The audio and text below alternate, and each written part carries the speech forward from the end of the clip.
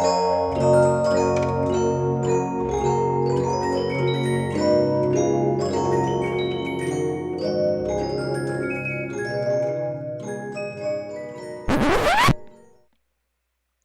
I'm Lauren with PTSD and an idiot.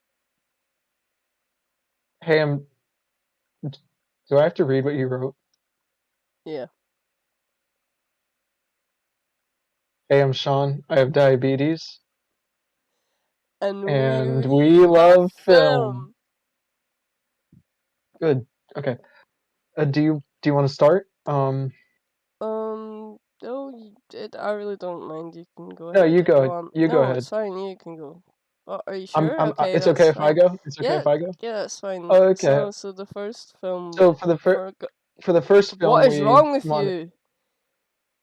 you? You told me to go. You just told me to go. I literally said, "Is it fine if I go?" And you said, "Yeah," and I went, and then you started yelling at me. We went over this anyway a million times in rehearsals. You're meant to do the introduction. Yeah, but I just So why are you even asking me if I want to do it in the first place? you asked. Fine. Let's just start this out. We're gonna start this again. We'll edit this whole failed intro out. You're editing, right? Yeah, but I don't feel like editing the music again, so I'm just gonna play it on my phone. Fine. No, it'll fine. It'll sound like shit, but it'll be. Hey, welcome to Five Nights at Film podcast with your host Sean and my co-host here. Introduce yourself. I'm Lauren. Do do you maybe want to give a little bit more about yourself? So before we get into the topic, we were gonna start by talking about some news. So Lauren, did you see the new Spider-Man trailer? I'm not on the Spider-Man. internet very much. Well, we agreed that we would both watch it. Okay, never mind. We can move You on. don't dictate my life or what I do. You don't get to decide everything that we do, Sean. It's a big movie coming out. It's a big film. We talk about film. We're a film podcast. I don't care, okay? I'm I know. We'll literally getting just sick of it. Can we just stick to the script? Because I'm you we're realize just podcast. Sure. Okay. Fine. We'll just edit this part out you're again, so you just intro bit, get and move on. Okay. You good? We don't have to talk about Spider-Man. Stupid anyway. Stupid movie. For this episode, we wanted to start about talking. Sorry, I messed this one up. You can edit this out. For this first episode, we don't wanted to think I start by will. talking about a classic. In fact, it's the film that inspired us to make this show you're listening to now. So, do you want to tell them what the movie is? So, it's American Psycho, a classic. It was directed by Mary Harron, released in 2000. That was before 9/11. And it was based on the book written by Bret Easton Hills. And it says in my notes, she inspired the new Joker film. Lauren, Yeah. where'd you get that from? That's interesting. Is that true? Yeah, she messaged me that on Discord. She she messaged she like as in Mary Harron, the director. Yeah, that's all How the context I'd like to give. It's kind of private.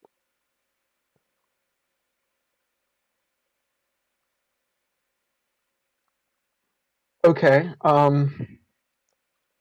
So this movie, there's a lot to dig deep into this movie, and I may have mentioned it before, but it was based on the book written by Bret Easton Hills or Bret Easton Ellis. Sorry about that butchering. I think that book came out 96, 97, maybe before that, but I actually have not read the book. And I always thought it was interesting that the book was written by a male author and the film was directed by a woman. So obviously, the film has a lot of subtext about misogyny and toxic masculinity in the workplace and in romantic relationships and in personal relationships. So I was wondering if in the book that point comes across, or if the book being written by a man kind of fails to capture that aspect that the movie does. And you read the book, right? You told me.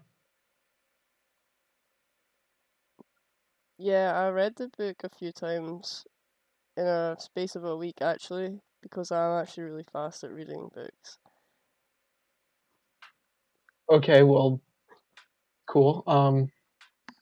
Do you have anything like in relation to the question? Like, sex is a big part of the movie, and it is clearly one of Patrick Bateman's outlets to feel human. And from the film, it's presented as a negative thing for the people in his life, but for him, he doesn't really get anything from it. Now, does the book do that as well? Because I imagine the book was written by a man, which it was. So, are the scenes more gratuitous, or do they feel like they have a place in the To be honest, the book story in a similar way they do in the book movie? the book was really hard for me to read because I knew it was written by a man, and that just kind of didn't sit right with me that a man would write about another man murdering and raping women. Like, I think there's something wrong with him. And I actually emailed the the people that put out the book, and I made a really big complaint because I don't think that men should be allowed to publish books. I'm going to assume that was a joke. So the book was difficult to read, so you read it multiple times over. Okay, that's not important. Um, so do you think they address sex well in the book? In the book, it was described obviously in a lot more graphic detail because obviously they can't show stuff so extreme in the film. Like in the book, he actually had a fursuit. Um, do you want to edit this out? Did you read the book? Like actually? Yeah, he dons a fursuit in the third chapter. I wasn't really thinking this is going to be that much of a comedy kind of thing.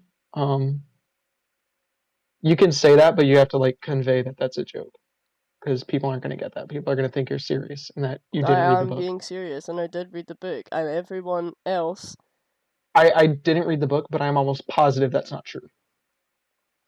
they can't show furries in the media, so they have to put it in What? the books. What are you talking? Obviously, you didn't read. That's fine. You didn't have to read I the book. But read the book. why did you read the book? Why did you not read it and then say you did and then just come on here and have nothing to talk about? Did you What is not that? hear what I was talking about? I spoke about how he has a fursuit. Okay, well I just googled it and there's literally nothing about that. I I think don't you're think you okay. Well, actually googled that. I think that you just pretended to Google it so you think you could make it look like you outsmarted obviously me. Patrick Bateman doesn't wear a fursuit. I don't have to Google it. I know he doesn't wear it in the book. Okay, so maybe I Let's just. didn't read it. Why does it matter? Why did you say you did? I just wouldn't have brought it up. Okay. So music is a really big part of the film. Um, and music is a big part of both of our lives. We both love music a lot. Patrick Bateman actually Yeah, I uses feel like music. music is his only. Yeah, Sorry, I you talk. agree. I think. Yeah, I agree that it's Yeah, so I only. feel like music is Patrick Bateman's only way, I guess, that he feels human because Yeah, it's. can Go ahead. I'm talking. What's wrong with you? Oh, that's. You're right. You're right. Anyway, so it's definitely honestly one of the only ways that we see him portraying real human emotions. Everything else is just a mask, it's just an act, it's all replicated. But when he puts on music, for example, before he kills Paul Allen, you see him dancing, he's happy. These emotions don't look forced, they don't look fake, and it really just sort of shows Yeah, how disconnected. I really like that note you have on fake emotions. Like, there's the beginning in the dinner scene when they're talking about like problems in the world, and he's like, "Oh, well, the kids in Cambodia are brainlets," and and clearly he doesn't care about that stuff. It's just for show. And when he talks about music, when he plays music, it's genuine. It's like one of the only genuine things in his life. I I'm gonna be honest. I kind of don't know what that means. Like maybe because something I see a lot nowadays is people substitute having an interesting personality with being interested in music. They'll just drone on and on about it and think that it gives them some sort of superiority or some sort of Kind of inherent sounds like value. you. Yeah, yeah, that's a good one. It's pretty I funny. wasn't making a joke, but Okay, when have I done that? No, go ahead. When have I done? Okay. So there's also the part. There's a huge aspect in the movie where Patrick Bateman is obsessed with vanity. You know, he does like the 1,000 push-ups in the morning. He remarks on it. He's constantly doing his skincare routine. He's gelling his hair a specific way. He's shaving himself. And he even says there is a look to a Patrick Bateman. People expect me to look a certain way. And I think that is a really important criticism on vanity in especially upper class society where you sort of have to appeal to this standard of this baseline yeah, I way mean, that I you're wouldn't have watched the movie if he was ugly. So. yeah I do think it would detract from the movie if he was difficult to look at um and it's important that he is attractive so that he gets away with the things he does and he it's about his ego. um you like Joker. Joaquin Phoenix is pretty ugly. Why are you lying again? No, you always do this. Like you agree to do something like this, and we have a plan for it, and it's always going to be good, and then you just go off the rails and you hurt my feelings again. You always do this. You're the one that lashes out at me. You're I'm obsessed not with like yourself. like what am I, the American Psycho? Is Yeah, that what you you're getting at? are. Yeah, you That's are. funny. That's actually really funny. That's a funny joke. Okay. They should have cast you for the film. You'd have made a way Well, better I'm not the Patrick one Bateman. with blue hair and pronouns, so who's really obsessed with himself?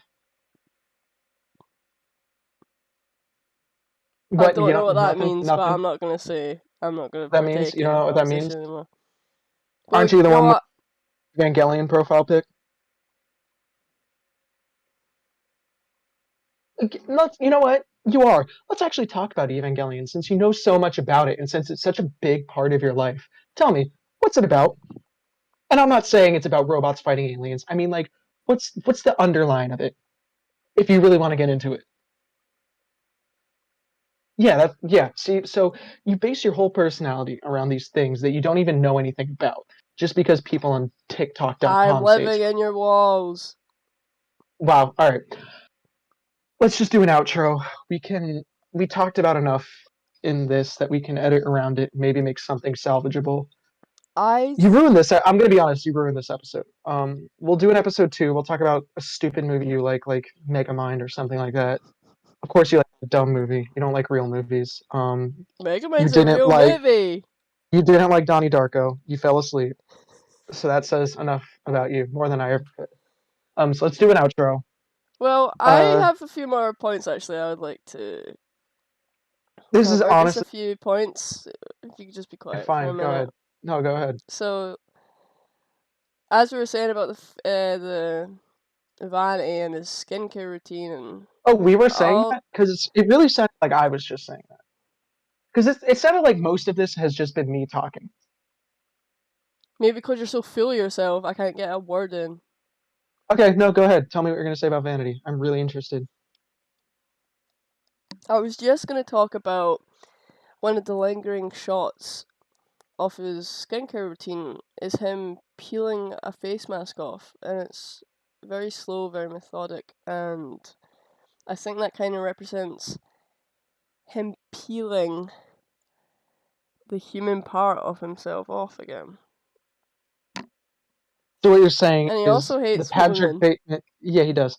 You're saying that the Patrick Bateman he presents is a mask, and Yes. what the filmmaker was trying to Wait, I'm communicate sorry, I thought I visually. That, was talking. well, no, I mean You're. you made a point, and I was piggybacking off of it, and I was continuing the conversation. That's how a conversation works. More than one person talks. It's more like you're full of yourself and you need to be the person talking at all I was times. agreeing with you. I said that was a good point. I don't know why you always have to make this difficult. You know what? This is just like you. Honestly, every time you, I get it. I get it. you've been through a lot, but you cannot take that baggage and bring it into this podcast. Okay? You need to get over it. And you know what? I got problems too. I got problems too. But you don't see me talking about them here. Do you? Like I'm some sort of virtue signaling. Let's just move to the outro. So that's about, and you're gonna have to edit all this because I'm not doing the edit, and we're gonna have like 30 seconds of usable footage here, and that's you're gonna see this. That's just your fault. So that's about all the time we have. That's all, folks. That was supposed to go at the end. We're supposed to do the outro, and then we play the Warner Brothers bit. With your 30-day trial. Just really, you don't even have YouTube Premium? You have to have ads in front of your video? Okay.